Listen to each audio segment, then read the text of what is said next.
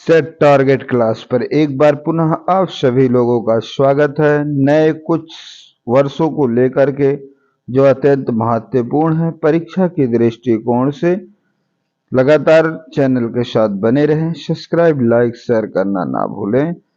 और ये ध्यान रखना है कि इतिहास में सन सबसे महत्वपूर्ण है और उसे व्यवहारिक ज्ञान के आधार पर हम लोगों ने इसे मिल करके सरलीकरण किया है। और अगर ध्यान से देखें तो इस वीडियो के माध्यम से आपको कुछ ऐसे लगभग 45 सन जो परीक्षा की दृष्टिकोण से अत्यंत महत्वपूर्ण है आराम से याद हो जाएंगे। तो पूरा वीडियो देखकर अच्छे से अध्ययन करिए, लिखते रहिए, पढ़िए रहिए। और आपके वीडियोस के question Instagram Santosh Kumar TR पर, यूट्यूब सेट टारगेट क्लास पर, GK GS current affair S Tripathi motivation जो फेसबुक पेज है उस पर भी उपलब्ध रहेंगे। तो आप ज्यादा से ज्यादा लाइक शेयर करें। और परीक्षा के दृष्टिकोण से इतने अच्छे प्रश्न हैं कि जो आपको हर एक प्रतियोगी परीक्षा में, किसी भी एग्जाम में अवश्य मिलेंगे। इसलिए चैनल के साथ लगातार बने रहें और अपने अध्ययन को बनाए रखें। इस वीडियो में हम लोग 1905 ईस्वी से 1946 ईस्वी तक अध्ययन करेंगे, 16 अगस्त 1946 तक। तो पहला प्रश्न है 1905 ईस्वी बंग भंग आंदोलन। आप जानते हैं कि बंगाल का विभाजन ब्रिटिश शासन के द्वारा 1905 में किया गया। 16 अक्टूबर 1905 को किया गया। एक पश्चिमी बंगाल और एक पूर्वी बंगाल। लेकिन पश्चिमी बंगाल आज स्वतंत्रता के बाद इसका नाम आया, तो बंगाल और पूर्वी बंगाल। ध्यान रखना, विभाजन जो हुआ था वो बंगाल और पूर्वी बंगाल के रूप में हुआ था। वैसे आज वर्तमान में पूर्वी बंगाल बांग्लादेश के रूप में है। लेकिन ऐसी बातें हमारे सामने आती हैं कि बंगाल का विभाजन रद्द भी हुआ था। तो बंगाल का विभाजन रद्द नहीं हुआ था, उसको सिर्फ भारतीय जनमानस को शांत करने के लिए रद्द किया गया था। अभी आगे देखेंगे हम लोग। तो 1905 में याद रखना बंग भंग आंदोलन, जिसे स्वदेशी आंदोलन कहते हैं, बंगाल में स्टार्ट हुआ। और अच्छे से ध्यान रखते हैं कि 30/12/1906 ईस्वी को, 30 दिसंबर 1906 को सतीमुल्ला खां एवं आगा खां द्वारा मुस्लिम लीग की ढाका में स्थापना की गई। ढाका आज वर्तमान में बांग्लादेश में है, उस समय भारत में था। और ये मुस्लिम लीग भारत में पूर्व में, आप जानते हैं कि भारतीय राष्ट्रीय कांग्रेस की स्थापना 28 दिसंबर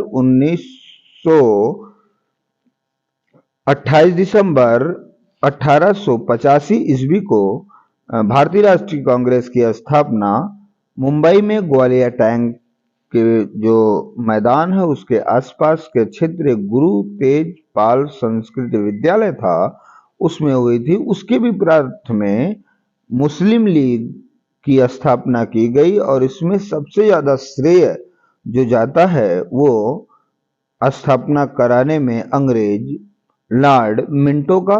और लॉर्ड मिंटो ने फूट डालो राज करो की नीति का भारत में अनुपालन किया। प्रश्न बार बार आया कि भारत में फूट डालो राज करो, ये रोमन एक कहावत है, तो उस पर अनुपालन में किया। आगे देखते हैं 1907 ईस्वी कांग्रेस का विभाजन। आप जानते हैं कि जब कोई परिवार बड़ा हो जाता है तो उस परिवार में कई प्रकार के विचार आते हैं और वो ऐसे विचार रहते हैं कि जो कुछ कठोर रहते हैं, कुछ नरम रहते हैं। उसी प्रकार से जब कांग्रेस की जनसत्ता से लगाव ज्यादा हो गया, जनता ज्यादा जुड़ गई, तो कांग्रेस का भी विभाजन होना प्रारंभ हुआ। और प्रथम विभाजन जो कांग्रेस का हुआ था, वैसे द्वितीय विभाजन 1918 का है, आप ध्यान रखिएगा।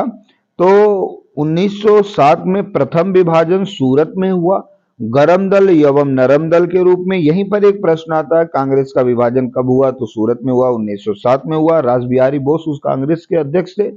और ये भी आपको ध्यान रखना, जो सबसे महत्वपूर्ण बात हमारे सामने आती है कि लाल बाल पाल, एक प्रश्न बार बार आता है। लाल बाल पाल, लाला लाजपत राय, बाल गंगाधर तिलक और बिपिन चंद्र पाल। और एक व्यक्ति और जिसको कुछ लोगों ने भारतीय राष्ट्रवाद का पैगंबर तक माना है, वो व्यक्ति अरविंद घोष। ये चार नाम उस समय भारत के गरम दल या उग्रवादी दल के रूप में परिभाषित किए गए थे, आपको ध्यान रखना होगा। और इसी प्रथम विभाजन के बाद कांग्रेस दो रूपों में आगे चलती है, जो अभी मैं आगे चर्चा करूंगा कि 1916 में लखनऊ कांग्रेस अधिवेशन में फिर गरम दल नरम दल एक हो गए थे। फिर आगे अगर हम लोग ध्यान से देखते हैं तो हमें पता चलता है कि 1911 में, मैंने अभी बताया था कि बंगाल विभाजन रद्द हुआ था, तो किसके सिफारिश पर, यह भी ध्यान रखना, बहुत पूछा जाता है। तो एक अरुंडले कमेटी 1906 में बनी थी। तो 12 दिसंबर को 1911 को तृतीय दिल्ली दरबार में राजा साहब ब्रिटेन के जॉर्ज पंचम साहब और उनकी धर्मपत्नी मेरी भारत आई थी, और उनके तृतीय दिल्ली दरबार में उन्होंने लॉर्ड हार्डिंग द्वितीय, उस समय भारत का वायसराय था, अरुंडली कमेटी की अनुशंसा पर रद्द कर दिया बंगाल विभाजन को। ये एक नाम था सिर्फ कि रद्द कर दिया, क्योंकि उसी समय दो सूबों का गठन किया गया और वो बिहार और उड़ीसा नामक सूबा था। ये भी आपको ध्यान रखना है, क्योंकि आगे चलकर आप विभाजन देखेंगे जब भारत का होता है तो पूर्वी बंगाल का जो क्षेत्र था वो चला जाता है पाकिस्तान के बाद। आगे देखते 27 दिसंबर 1911 ईस्वी में पहला राष्ट्रगान जनगण मन कोलकाता कांग्रेस अधिवेशन में गाया गया।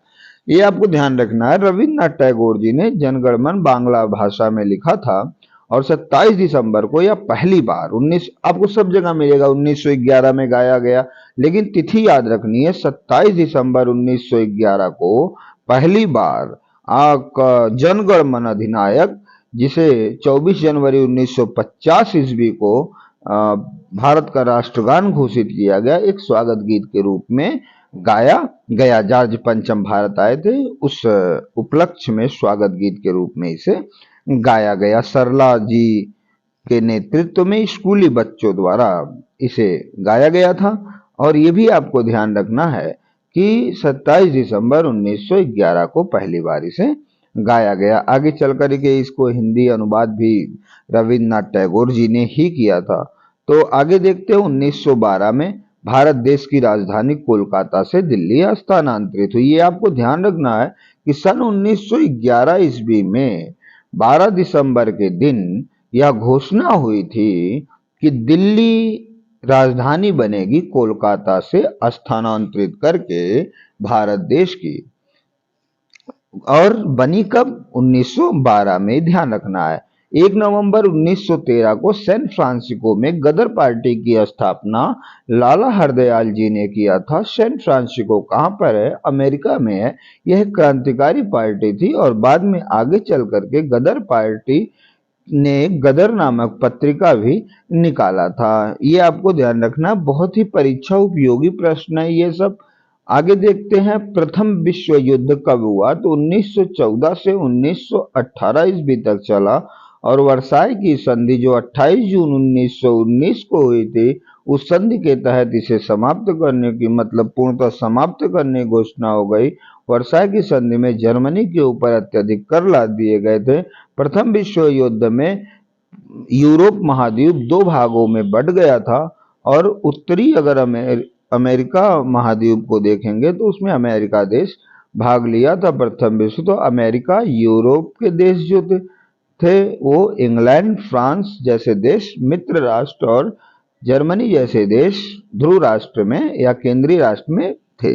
आगे देखते हैं लखनऊ पैक्ट 1916 कांग्रेस तथा मुस्लिम लीग के बीच समझौता हुआ। मैंने अभी बताया था, अंबिका चरण मजूमदार के कांग्रेस की अध्यक्षता में लखनऊ कांग्रेस अधिवेशन हुआ। उसमें दो बातें महत्वपूर्ण आई। पहली बात तो 1916 में जो 1907 का गरम दल नरम दल कांग्रेस पार्टी बनी थी, विभाजन हुआ था, उस विभाजन के पश्चात ये दोनों एक हो गए इस लखनऊ अधिवेशन में। और दूसरी बात, लखनऊ समझौता के नाम से जाना जाता है। इसमें कांग्रेस और मुस्लिम लीग के बीच क्या हुआ था? समझौता हुआ था। दोनों आगे के आंदोलन एक साथ लड़ेंगे और लगभग 1924 तक साथ साथ में आगे की कार्यवाही करते हैं, लेकिन खलीफा का पद ना बचा, इसलिए फिर पुनः दोनों अलग अलग हो जाते हैं। अब 1916 से 24 तक मुस्लिम लीग और कांग्रेस मिलकर अन्य जितने भी आंदोलन होंगे उसमें भाग लेंगे। देखते हैं फिर आगे क्या होता है। आगे अगर हम लोग देखें तो 1916 से 19 के बीच का जो मध्य था उसमें गांधी जी आ चुके थे भारत में 9 जनवरी 1915 को, और 1917 में चंपारण आंदोलन, 1918 में खेड़ा से पहले अहमदाबाद मिल मजदूर आंदोलन, फिर खेड़ा आंदोलन। गांधी जी के नेतृत्व में क्रमशः भारत में 3 आंदोलन चलाए गए, जिसे गांधी जी के 3 सत्याग्रह कहा जाता है। क्रमिक सत्याग्रह हैं ये। और उसके बाद भारत देश में जो गांधी जी की बढ़ती हुई शक्ति और लोकप्रियता को बढ़ रही थी, उसी बीच में ऐसे समय में अंग्रेजों के द्वारा एक कानून लाया गया जिसे कहते हैं रॉलेट एक्ट या काला कानून, जो 6 अप्रैल 1919 को भारत आया।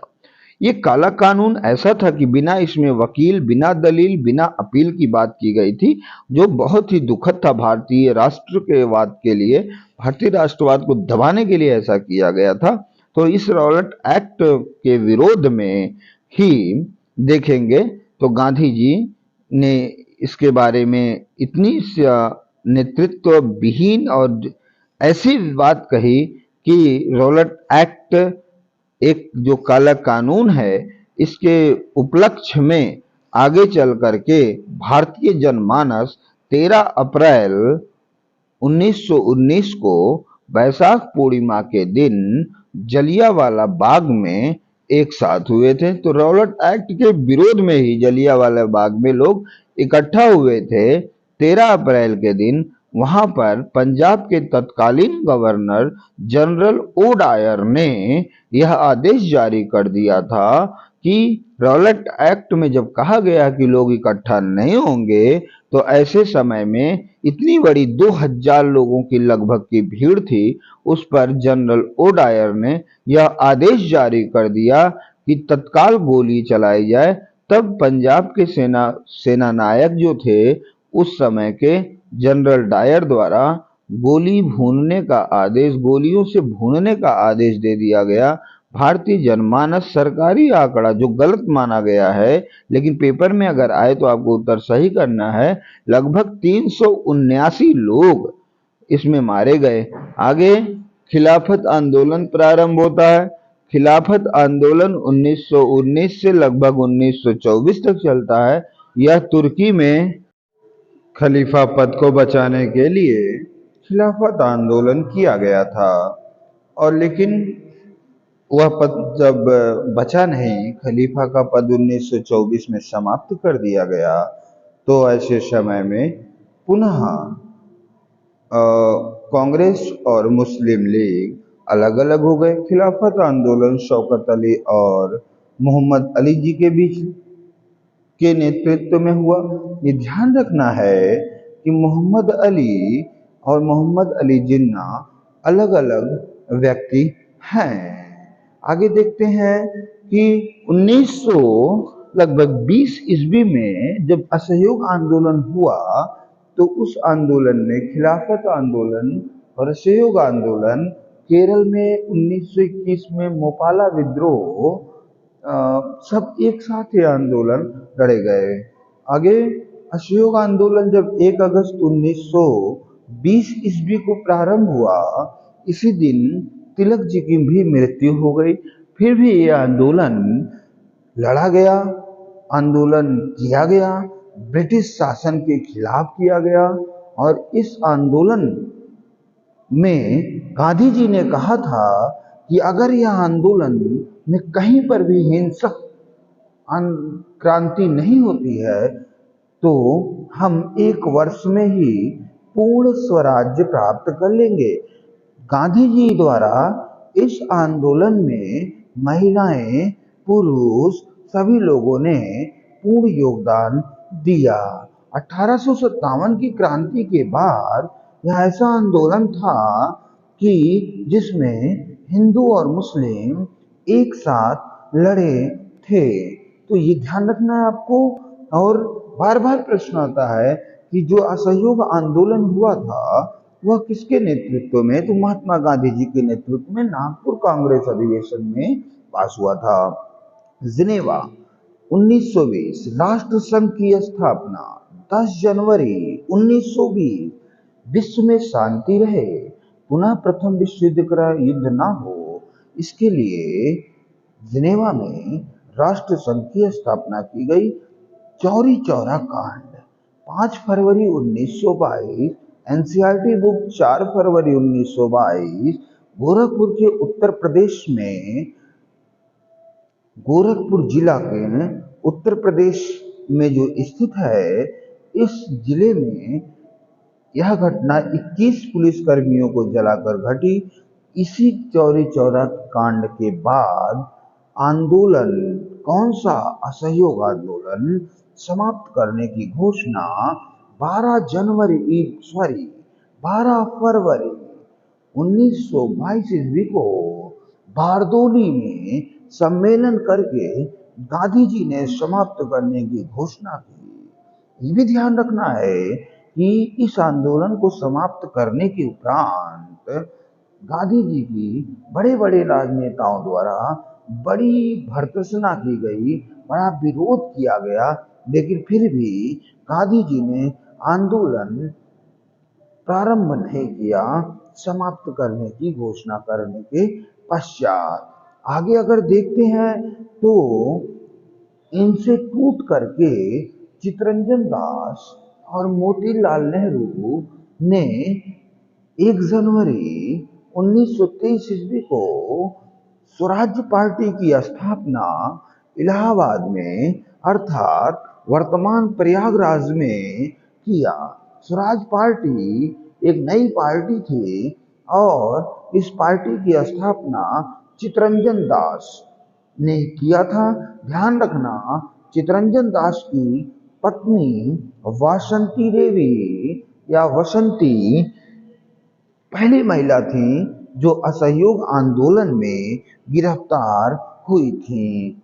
ये भी आपको अच्छे से ध्यान रखना है। 1924 बेलगांव कांग्रेस अधिवेशन, एक बार कांग्रेस अधिवेशन के अध्यक्ष महात्मा गांधी जी बने।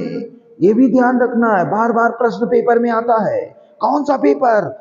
और हर एक पेपर कौन सा प्रश्न आता है कि गांधी जी कितनी बार कांग्रेस अधिवेशन के अध्यक्ष बने?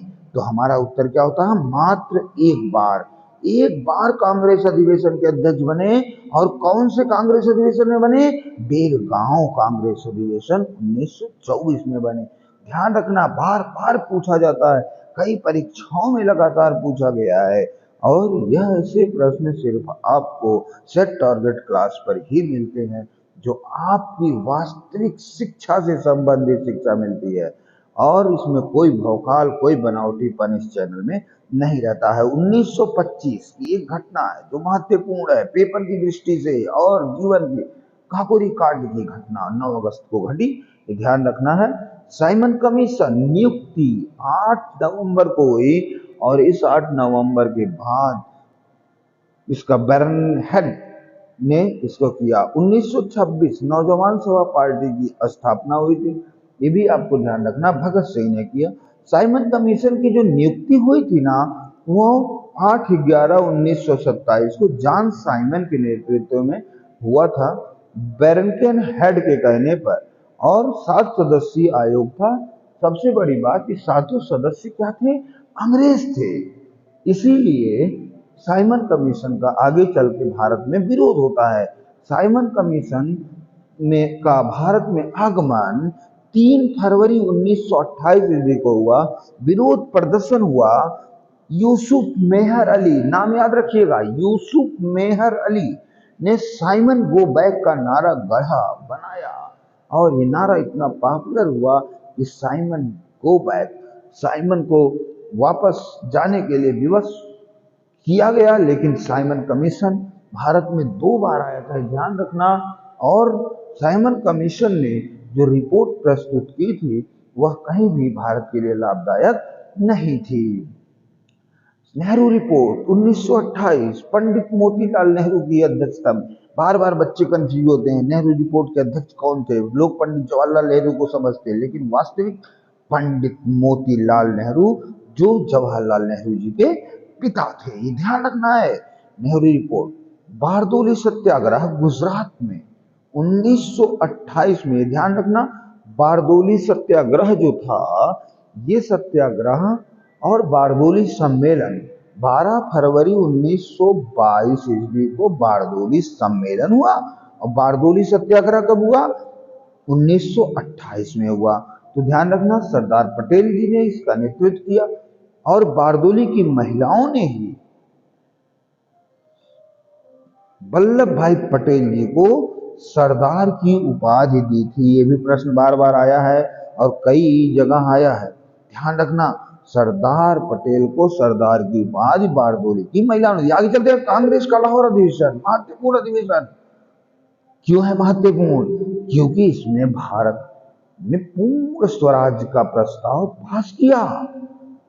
पहली बार कांग्रेस के अध्यक्ष पंडित जवाहरलाल नेहरू बने और पूर्ण स्वराज्य का प्रस्ताव पास हुआ। इसी अधिवेशन में कहा गया कि भारत प्रत्येक वर्ष 26 जनवरी के दिन मनाएगा, क्या मनाएगा? स्वतंत्रता दिवस मनाएगा। और पूर्ण स्वराज का प्रस्ताव पेश कब हुआ था? तो 1927 के मद्रास कांग्रेस अधिवेशन। ध्यान रखना, आगे चलते हैं। प्रथम स्वतंत्रता दिवस या स्वाधीनता दिवस 26 जनवरी 1930 को रावी नदी किनारे लाहौर में मनाया गया। ध्यान रखना, ये भी अत्यंत महत्वपूर्ण है। स्वतंत्रता दिवस मनाया गया पहली बार 26 जनवरी 1930 को। अगला है दांडी मार्च। 12 मार्च से 5 अप्रैल 1930 तक नमक कानून के खिलाफ जो आंदोलन चलाया गया उसे दांडी मार्च यात्रा के नाम से जानते हैं। गांधी जी ने 78 लोगों के साथ मिलकर साबरमती से लेकर के कहां तक? दांडी तक की यात्रा की और 6 अप्रैल को सुबह नमक को तोड़ा था, क्योंकि उस समय इस खाने वाले, जिसके बिना, इस नमक के बिना किसी भी खाने का स्वाद नहीं रहता है, उस नमक पर अंग्रेजों ने अत्यधिक कर लगा दिया था। इस कर को समाप्त करने के लिए ऐसा किया गया था, दांडी मार्च यात्रा। और दांडी मार्च यात्रा के तत्काल जिस दिन नमक टूटा, उसी दिन दांडी से ही सविनय अवज्ञा आंदोलन प्रारंभ किया गया। गांधी इरविन समझौता 5 मार्च 1931 को महात्मा गांधी के बीच में। इससे पहले हम लोग एक चीज और देख लेते हैं, और वो क्या है आप जानते हैं? प्रथम गोलमेज सम्मेलन 12 नवंबर 1930 से 19 जनवरी 1931 तक। और यह ऐसा गोलमेज सम्मेलन, देखिए, भारतीयों को दबाने के लिए अंग्रेजों ने 3 गोलमेज सम्मेलन किए, 1930, 1931, 1932। 1931 का गोलमेज सम्मेलन गांधी जी के न जाने के कारण असफल हुआ। गांधी ने जी से तत्कालीन वायसराय लॉर्ड इरविन ने समझौता किया, जिसे दिल्ली समझौता के नाम से जाना जाता है। 5 मार्च 1931 को हुआ दिल्ली समझौता इरविन और महात्मा गांधी जी के बीच। तदुपरांत गांधी जी द्वितीय गोलमेज सम्मेलन, जो 7 सितंबर से 1 दिसंबर 1931 तक चला, उसमें प्रतिभाग करने के लिए इंग्लैंड गए। कांग्रेस की तरफ से गांधी जी गए थे। इसलिए प्रश्न कभी कभी आता है कि कांग्रेस ने किस गोलमेज सम्मेलन में भाग लिया? तो हमारा उत्तर होता है द्वितीय गोलमेज। गांधी जी किस सम्मेलन गोलमेज में गए? तो हमारा उत्तर क्या होता है? द्वितीय। इसके बाद कम्युनल अवार्ड 16 अगस्त 1932 को मैकडोनाल्ड, ब्रिटेन का प्रधानमंत्री था, द्वारा पृथक निर्वाचन अनुसूचित जातियों के लिए अलग से कम्युनल अवार्ड जारी किया गया। लेकिन इसका विरोध गांधी जी ने किया और अंबेडकर जी जो कम्युनल अवार्ड के पक्ष में थे कि हिंदू धर्म से अलग बांटने की बात की गई थी, उन्हें पूना पैक्ट 25 सितंबर 1932 को गांधी जी ने डॉक्टर भीमराव रामजी आम्बेडकर से मिलकर के क्या किया, समझौता हुआ, जिससे केंद्रीय सीट में अनुसूचित जातियों की सीट बढ़ा दी गई। फिर क्या हुआ, फिर तृतीय गोलमेज सम्मेलन हुआ 17 नवंबर से 24 दिसंबर 1932 तक, जिसका कोई लाभ नहीं हुआ। तो गांधी जी सिर्फ दूसरे गोलमेज सम्मेलन में गए, कांग्रेस दूसरे गोलमेज सम्मेलन में भाग लिया, और तीनों गोलमेज सम्मेलन में भाग लेने वाले व्यक्ति डॉक्टर भीमराव रामजी आम्बेडकर तथा मोहम्मद अली जिन्ना, दो व्यक्ति थे जो तीनों गोलमेज सम्मेलन में भाग लिए थे। ये आपको ध्यान रखना, बार बार पेपर के लिए अति महत्वपूर्ण है। कांग्रेस सोशलिस्ट पार्टी का गठन 1934 ईस्वी में जयप्रकाश नारायणन जी ने किया था। ये भी बहुत पूछा गया है पेपर में, अत्यंत महत्वपूर्ण है। देखिए, जो ये महत्वपूर्ण है वो आपके सामने है, जो पेपर की दृष्टिकोण से आवश्यक है वो आपके सामने है। तो फॉरवर्ड ब्लॉक का गठन भी हुआ मई 1939 में, जब कांग्रेस के अध्यक्ष पद से सुभाष बाबू ने इस्तीफा दे दिया गांधी जी के विरोध के कारण, तो फॉरवर्ड ब्लॉक का गठन किया। 1 मई, जिस दिन मजदूर दिवस मनाते हैं 1939 को, सुभाष चंद्र बोस जी ने फॉरवर्ड ब्लॉक का गठन किया। ये भी आपको ध्यान रखना है, और एक नया संगठन के रूप में इसे परिभाषित किया। 22 दिसंबर 1939 को तत्कालीन मंत्रिमंडल से मुस्लिम लीग के सभी सदस्यों ने इस्तीफा दे दिया, और ऐसे दिवस के रूप में मुस्लिम लीग द्वारा मनाया गया मुक्ति दिवस। बहुत पेपर में आता है, ध्यान रखना है, पेपर के लिए तो इतना महत्वपूर्ण है ये कि जल्दी से इसे बाइकआउट इस क्वेश्चन को हम लोग नहीं कर सकते कि मुक्ति दिवस कब मनाया गया मुस्लिम लीग द्वारा। तो 22 दिसंबर को मनाया गया 1939 में।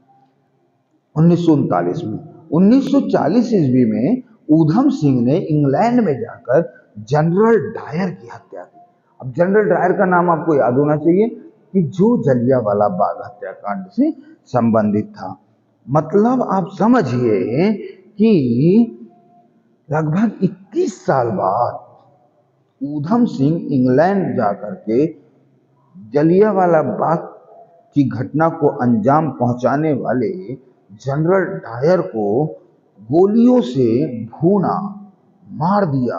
और लेकिन दुखद भी रहा कि तदुपरांत इन्हें वहां पकड़कर फांसी पे चढ़ा दिया गया।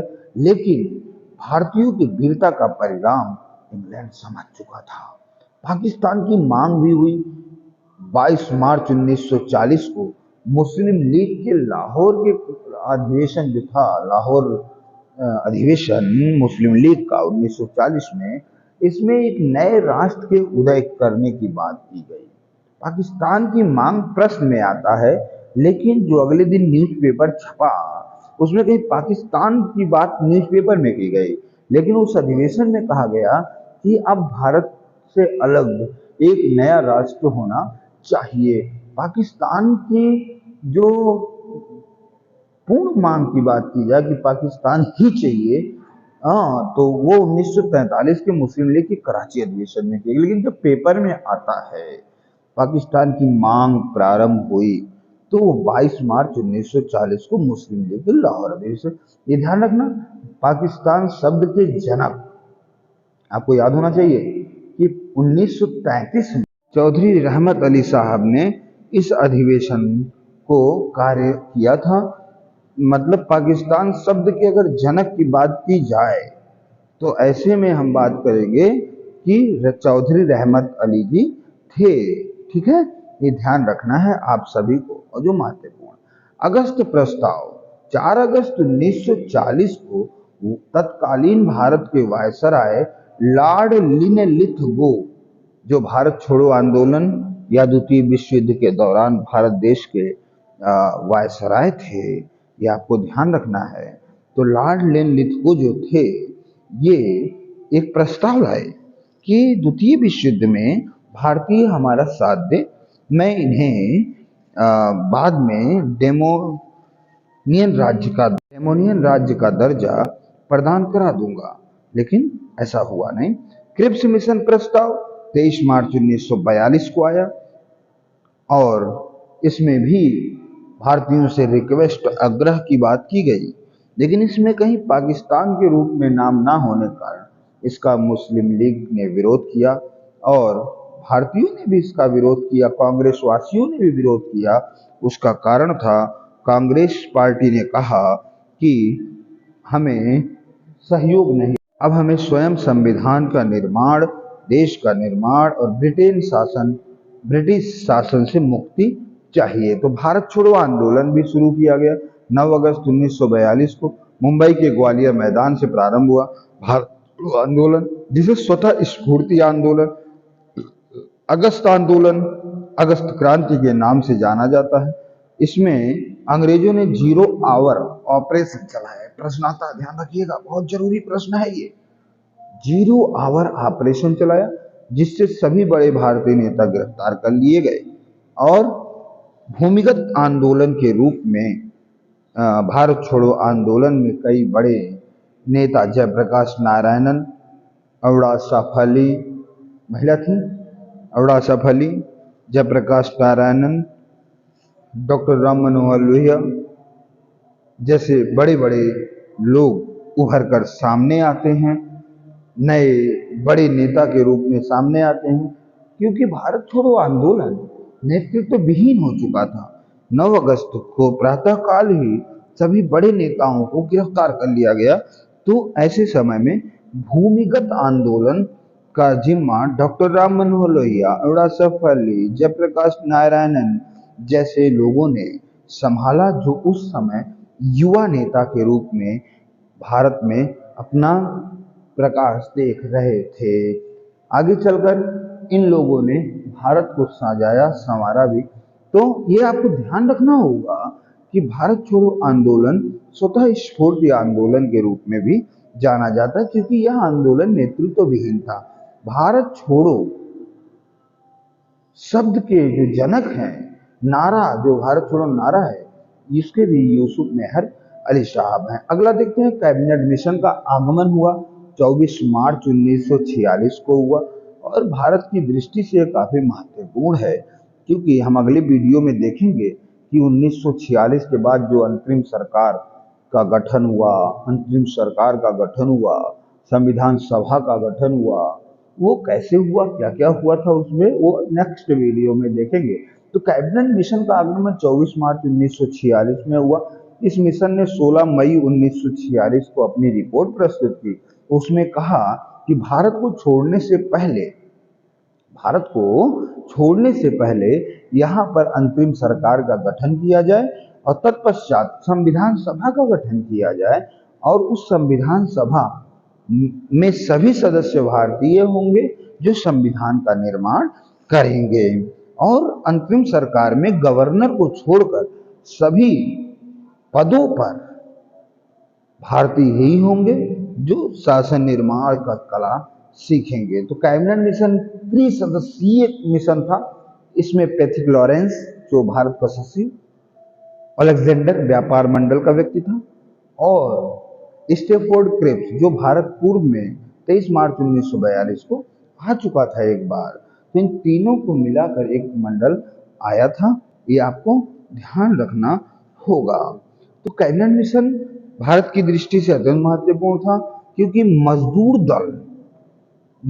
दल जो था उसका सरकार बन चुकी थी। कहाँ बन चुकी थी? इंग्लैंड में बन चुकी थी। और ये भी आपको ध्यान रखना है कि मजदूर दल जब बनी है तब वह भारत के लिए फलदायी ही रही है। और ध्यान रखना, इसी कैबिनेट मिशन ने भारत देश में एक नई ऊर्जा का आयोजन भी करने की बात की कि भारतीयों को ऐसे ना छोड़ा जाए, बल्कि उन्हें सरकार कैसे चलानी है इनका भी निर्माण करने की कला इनको सिखा देनी चाहिए, जिससे आगे शासन करने में भारतीयों को कोई परेशानी ना हो, जिसके आधार पर अंतरिम सरकार और संविधान सभा का गठन किया गया। ये भी आपको ध्यान में अपने रखना होगा। आगे देखते हैं क्या हुआ था इसी कैबिनेट मिशन के योजना में। ये भी एक बात स्पष्ट थी कि भारत का विभाजन नहीं किया जाएगा। इस योजना में कहीं भी ये नहीं कहा गया था कि भारत के दो राष्ट्र होंगे, कहीं पर भी नहीं कहा गया। इसलिए कहीं ना कहीं से मुस्लिम लीग जो है ना, इससे काफी नाराज हुई थी। लेकिन फिर भी कैबिनेट मिशन को सर्वमान्य करके कांग्रेसी नेता ने अपना कार्य आगे किया। फिलहाल कुछ दिन तक इसमें सहयोग के रूप में मुस्लिम लीग भी था आगे, लेकिन बाद में 16 अगस्त 1946 को उसने क्या किया था, सीधी कार्यवाही दिवस मनाया था। तो सीधी कार्यवाही जो दिवस था उसमें सीधा इन लोगों ने क्या किया, विरोध किया था। तो प्रत्यक्ष कार्यवाही दिवस या सीधी कार्यवाही दिवस का भी प्रश्न बार बार आता है कि मुस्लिम लीग ने सीधी कार्यवाही दिवस कब मनाया था, तो 16 अगस्त को मनाया था 1946 में। और ये भी आपको ध्यान रखना, बहुत सबसे जो इम्पोर्टेंट चीज है वो मुक्ति दिवस 22 बताया था ना, 22/1939 को, और प्रत्यक्ष कार्यवाही दिवस 16 अगस्त 1946 को। तो 22 दिसंबर 16 अगस्त को आपको याद रखना है, मुक्ति दिवस को याद रखना है, प्रत्यक्ष कार्यवाही दिवस को याद रखना है, संविधान सभा को याद रखना है कि गठन, संविधान सभा का गठन और अंतरिम सरकार का गठन किस आधार पर किया गया, तो कैबिनेट मिशन योजना के आधार पर किया गया। ये भी आपको बहुत अच्छे से याद रखना है। चैनल के साथ लगातार आप बने रहेंगे तो आपको नए नए प्रश्न भी मिलेंगे और आपको एकदम व्यवहारिक आधार पर आपको ज्ञान भी मिलेगा जो प्रत्येक प्रतियोगी परीक्षा के लिए अत्यंत महत्वपूर्ण होगा। बने रहिए, लगे रहिए, लिखते रहिए, पढ़ते रहिए।